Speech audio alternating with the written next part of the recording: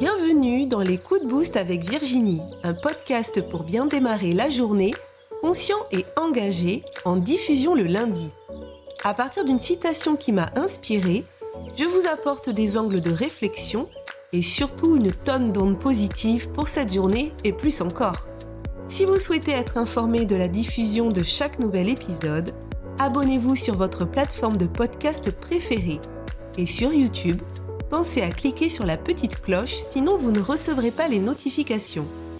Pour vivre ces coups de boost en live, rendez-vous le mercredi dans le groupe Facebook privé Osmose Harmonisons nos relations. Vous pouvez aussi me retrouver sur ma chaîne YouTube Virginie Chastel ou ma page Facebook du même nom.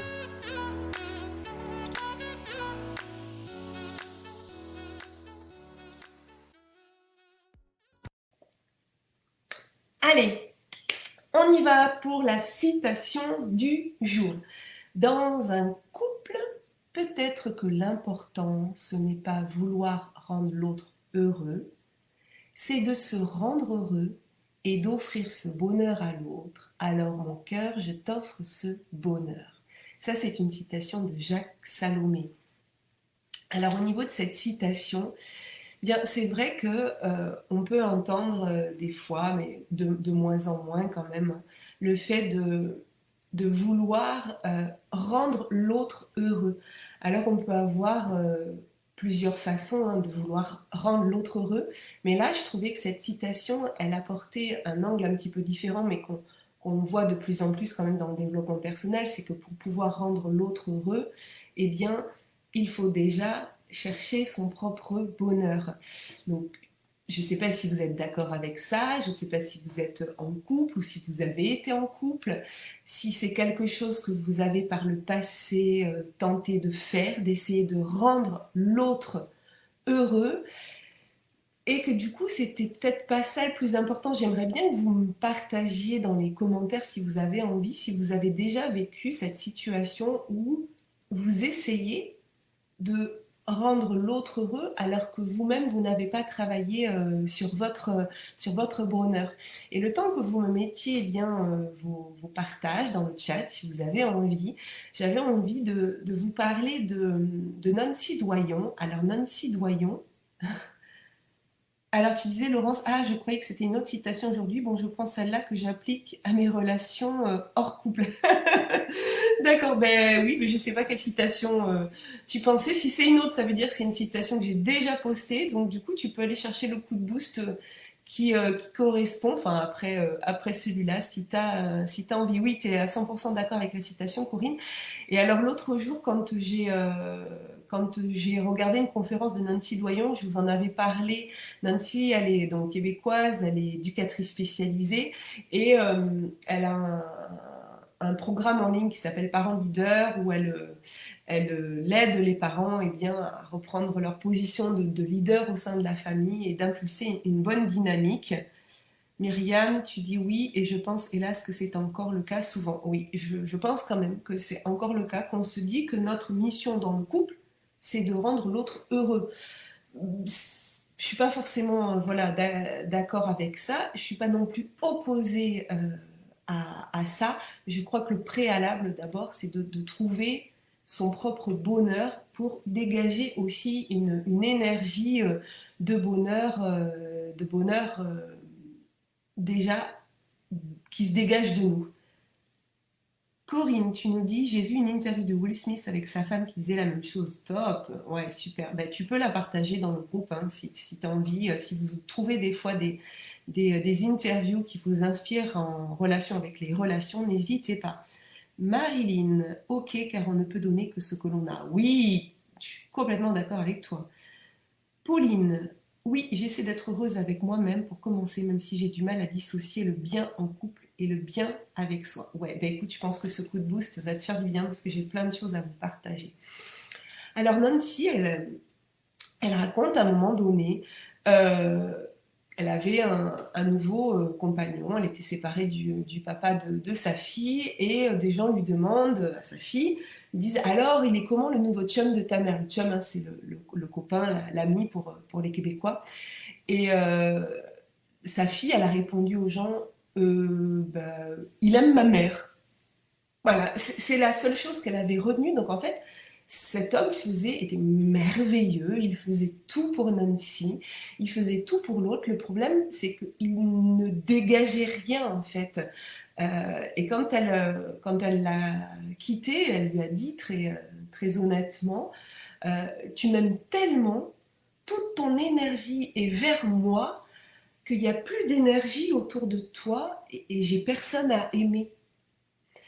Et quand elle a dit cette phrase, ça a vraiment résonné parce que je trouve que c'est très bien imagé. C'est-à-dire que si on passe son temps à tout faire pour l'autre, à tout faire pour qu'il soit heureux, qu'il soit bien, ça veut dire que toute notre énergie va être vers l'autre, mais qu'autour de nous, ben, il y a pas cette énergie. Donc l'autre, il a personne à aimer parce qu'on on n'est plus ce qu'on doit être.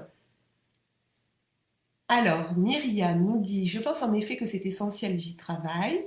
Corinne, pour les parents avec les enfants, c'est pareil, il est important de témoigner de son propre bonheur. Oui. Delphine, coucou Delphine, bonjour à toi. Laurence, oui Corinne, tu es d'accord avec Corinne. Sonia, oui, je l'ai vécu, vouloir rendre l'autre heureux peut amener le sacrifice de soi et à s'oublier. Oui, je trouve aussi.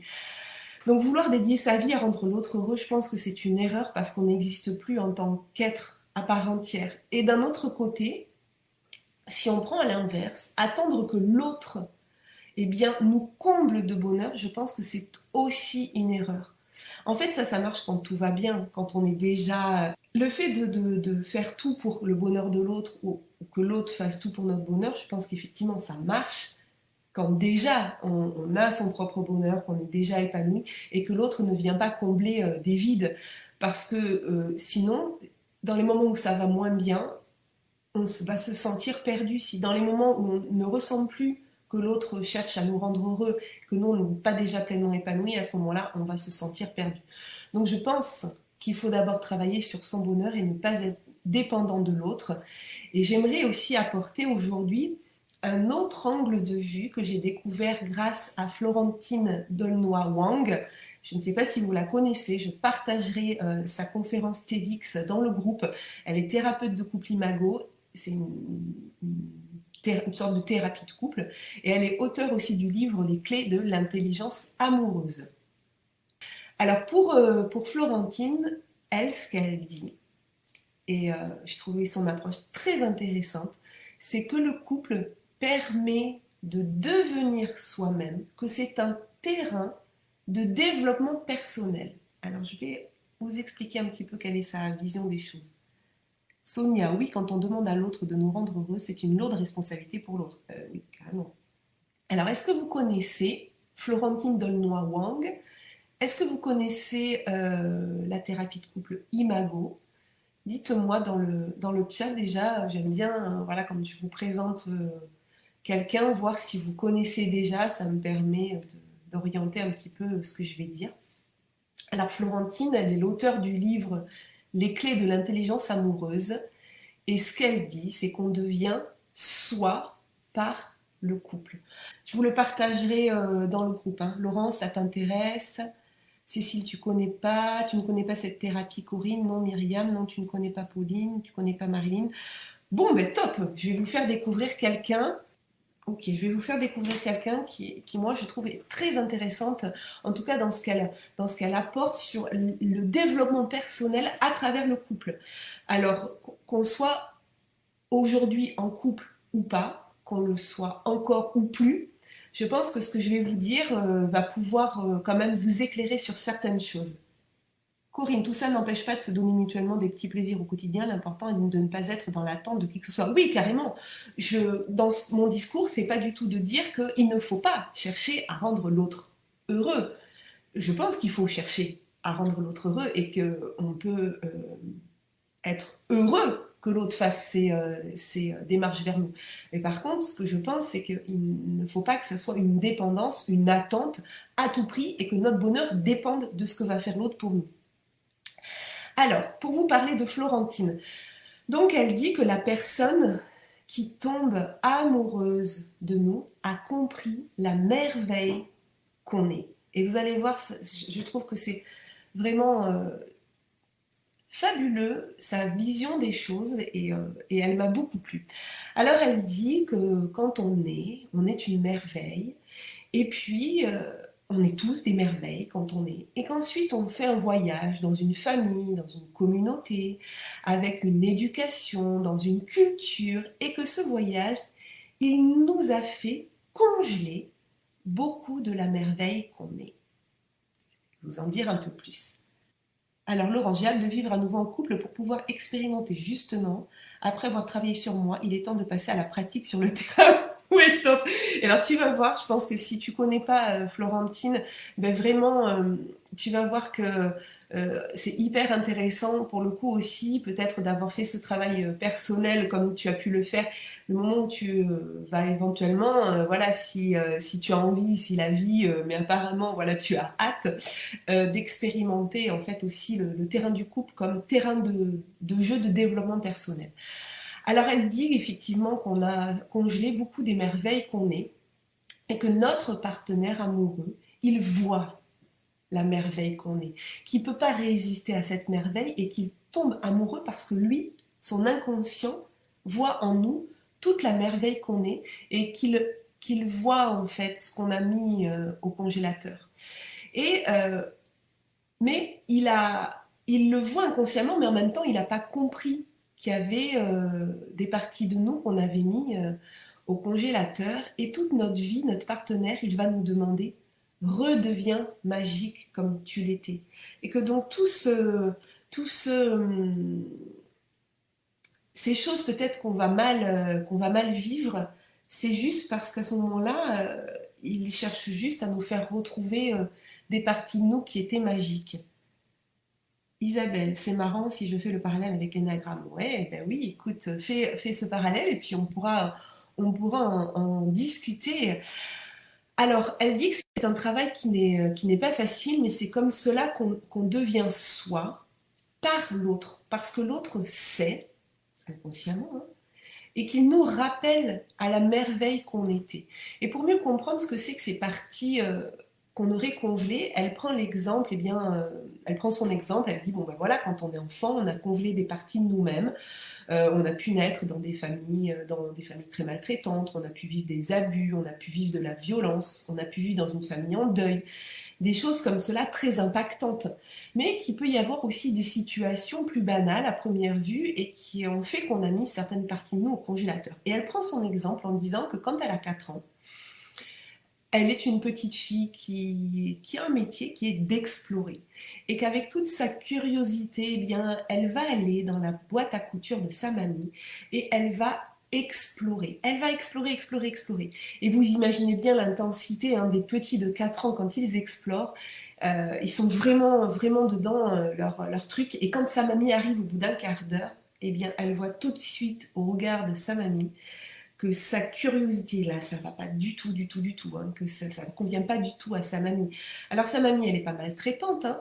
Elle a pu avoir peur qu'elle se blesse, elle a pu avoir peur qu'elle se pique, elle a peut-être détricoté complètement l'ouvrage de sa mamie, peut-être qu'elle a abîmé des choses, mais sa mamie, elle va lui faire sentir que sa curiosité, eh bien, c'est pas une bonne chose.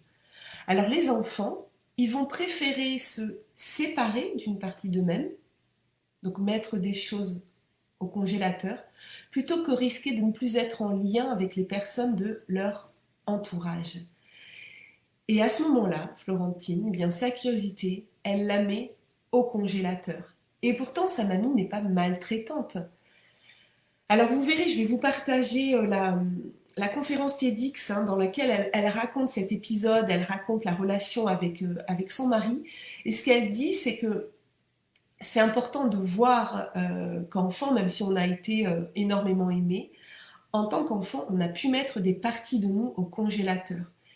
Et que ce désir d'être aimé, eh bien, il nous a finalement fait renoncer, nous a fait congeler des qualités, des caractères, par volonté de rester aimé. Laurence, tu nous dis, mon fils m'a dit, cette semaine, je veux devenir explorateur voyageur top. Et alors, notre couple, eh bien, la personne avec qui on vit, la personne avec qui on est en amour, c'est la personne qui va le plus nous faire réagir. Parce que son inconscient, en fait, va nous provoquer, entre guillemets, va nous faire essayer de retrouver ces parties merveilleuses qu'on a enfouies. Et que donc, on peut l'utiliser comme un terrain de développement personnel pour grandir nous-mêmes encore plus. Ce qu'elle dit, c'est que le couple, il est fondamental parce qu'on va y passer l'essentiel de notre vie, pour la plupart d'entre nous, et que souvent, il va accueillir, c'est pas obligé, mais souvent, il va accueillir nos enfants. Et qu'on devient soi, on peut devenir soi par le couple, car l'autre sait l'être exceptionnel que l'on est.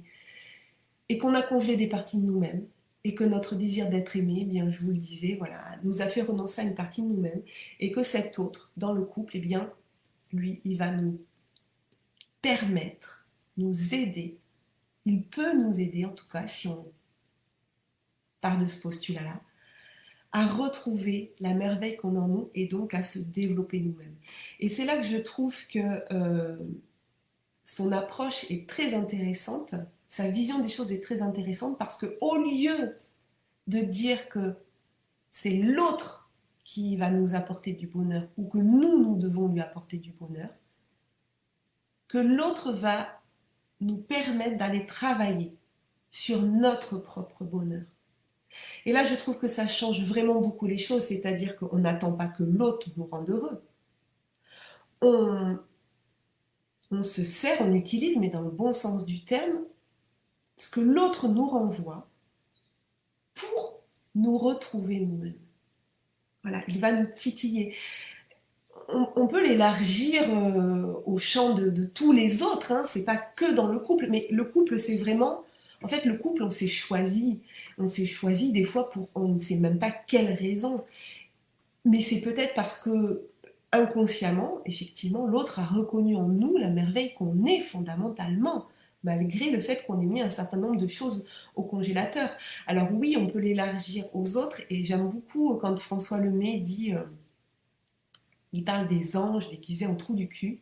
Vous savez, ces personnes qui nous emmerdent et en fait qui nous font réagir. Ben, on peut dire que dans le couple, des fois, nous, ça nous est arrivé avec Pascal, mon conjoint, de se regarder et de se dire tu serais pas mon trou du cul là qui vient m'emmerder, un ange déguisé en trou du cul, et on se dit que oui. Oui, oui, oui, mais si c'est là où effectivement il y a plein d'autres choses à mettre en place, hein, je ne vais pas en parler maintenant, sur la communication, sur l'écoute, pour se faire grandir mutuellement. Donc je dirais plutôt que l'autre, il n'est pas là pour nous apporter du bonheur livré comme ça, hein, par la poste, mais que l'autre peut être là pour nous faire grandir, et donc on se fait grandir mutuellement. Voilà, ben écoutez, j'espère que déjà ce que je vous ai partagé sur Florentine vous a plu. J'espère que, dites-moi dans le chat si cette façon de voir les choses vous questionne, ou alors est-ce que vous êtes complètement en aversion avec ce que je viens de dire, et c'est ok aussi. Corinne, j'aime beaucoup cette théorie. Voilà, dites-moi dans le chat, je vais tirer la carte et on va voir qui a gagné aujourd'hui l'oracle. Allez, le temps que je mélange, je regarde vos commentaires. Dites-moi, voilà, si le fait de se dire que le couple peut être un terrain propice au développement personnel et à retrouver ou à devenir soi, hein, c'est ce qu'elle dit. Elle dit, on devient soi par le couple. Est-ce que ça vous parle? On pourrait l'élargir, hein, on devient soi par les relations qu'on a avec les autres, et quand les autres nous font réagir à quelque chose, quand on dit il m'énerve, c'est pas l'autre qui nous énerve, c'est on s'énerve parce que ce que l'autre nous dit vient nous titiller sur quelque chose qui n'est peut-être pas réglé et qui mérite d'être réglé, qui mérite d'être travaillé. Donc, ça veut dire que l'autre nous renvoie toujours des choses à aller voir en nous, en fait. C'est une belle vision du couple. Top, je suis entièrement d'accord. Je vais laisser tout cela faire son chemin. Ok, Myriam. Pauline, merci pour ce partage. Allez, je tire la carte, et la carte d'aujourd'hui. Oh, ben, celle-là, elle revient très souvent, très très très souvent. Elle a été tirée au cours de mon interview avec Stéphanie Hervé. Elle a été tirée lors du premier coup de boost et elle revient. Je vous dirai le numéro après. C'est l'âme agit. Alors je vous la lis. L'âme agit, notre âme agit du verbe agir et un jeu de mots, l'âme agit. Connecte-toi à ton âme pour savoir ce que tu aimes faire. L'amusement et la joie sont tes meilleurs guides. Tu as déjà toutes les réponses en toi. Use de ton âme, laisse la sâme user, et la magie opérera. La magie arrive dans ta vie si tu laisses ton âme agir et te guider. Alors la carte, c'est le numéro 20. Donc la plus près, c'est Sonia. Sonia, c'est toi qui gagne l'oracle souffle de vie. Donc je vais t'envoyer en message privé, tu m'envoies ton adresse. Je la donnerai à Stéphanie Hervé qui te l'enverra. Alors je regarde ce que vous avez mis. Marilyn, nous faire grandir mutuellement, tout à fait d'accord. C'est pourquoi je rêve toujours d'être en couple, oui. Laurence, question, est-il possible lorsque des partenaires n'ont pas la même conscience ? Bien, en fait, je dirais un peu ce que dit Gandhi, soit le changement que tu veux voir dans le monde, c'est-à-dire ne pas attendre de l'autre qu'il ait la même conscience, mais nous déjà avoir cette conscience, et par osmose. C'est aussi pour ça, j'ai appelé mon podcast, tout ça, osmose, c'est qu'en nous changeant nous-mêmes, forcément, on va impacter sur l'autre, mais il ne faut pas que ce soit un impératif d'impacter sur l'autre. Je pense que l'autre peut grandir en nous voyant grandir aussi, et qu'après, la conscience, il faut être tolérant aussi et se dire qu'on laisse aussi à l'autre le temps de faire son chemin, comme nous, on a besoin aussi de temps pour faire notre chemin. Cécile, c'est exactement ça. Myriam, elle est belle, celle-là. Bravo Sonia. Oui, bravo Sonia. C'est drôle, c'est la carte que tu as tirée lors de ma première connexion à ton boost, Cécile. Oui, effectivement. Ouais. Donc, ça veut dire qu'en fait, il faut que tu reviennes au coup de boost. Voilà, super pour Sonia. Allez, dites-moi toutes, parce que je crois que ce matin, il n'y a que des femmes, à combien vous êtes en énergie à la fin de ce coup de boost. J'espère vraiment que ça vous a fait monter en énergie. Allez, je vous laisse me répondre. Et à combien vous êtes en énergie à la fin de ce coup de boost? Je vois Corinne, énergie 9. Cécile, plus 1. Laurence, plus 1. Oui, moi aussi, même moi, plus 2. Allez, je suis à 10, là, je suis au taquet. Marilyn, 9. Et je crois que tu étais à 8 au départ. Donc, Delphine, 8. Et en plus, c'est férié. Corinne, tu as beaucoup aimé le thème. Ouais. Donc, je vais vous partager vraiment des choses concernant Florentine là-dedans. Myriam, 9. Et je vais aller faire mes 7 minutes de sport, puis petit déjeuner. Donc, ça va encore monter. Super. Nathalie, je vais écouter en replay. Yes. Prochaine fois, promis. Merci Virginie, merci à toi Laurence. Pauline, tu as réussi plus de 1 point, tu es à 8. Oh bah écoute, non franchement Pauline, tu m'en donnes des frissons là. Ah, je suis tellement contente. Sonia, merci à toutes, c'est chouette de t'entendre et de te voir, me dit Laurence. Ben moi, c'est chouette aussi, même si je vous vois pas et je vous entends pas, mais je vous assure que je sens votre énergie. Là, j'ai les frissons qui ne repartent pas en fait, ils y sont et je ne les quitte plus. Isabelle, tu te réveilles doucement, ok. Sonia, t'es à 10, bah ouais, t'as gagné l'oracle, alors tu peux être qu'à 10. Bah écoutez, je vous souhaite une très belle journée. Je vous embrasse très fort. Sonia, tu dis, tu crois que c'est le hasard? Ah mais moi je ne triche pas, je t'ai pas fait gagner exprès si c'est... Je sais pas, c'est ça le sens de ta question. Allez, je vous souhaite une très belle journée, prenez soin de vous et prenez soin de votre couple si vous êtes en couple. En tout cas, quelle que soit votre situation, prenez soin de vous, c'est le plus important. Je vous aime, je vous adore, à très bientôt. Si ce coup de boost vous a plu, sentez-vous libre de le partager.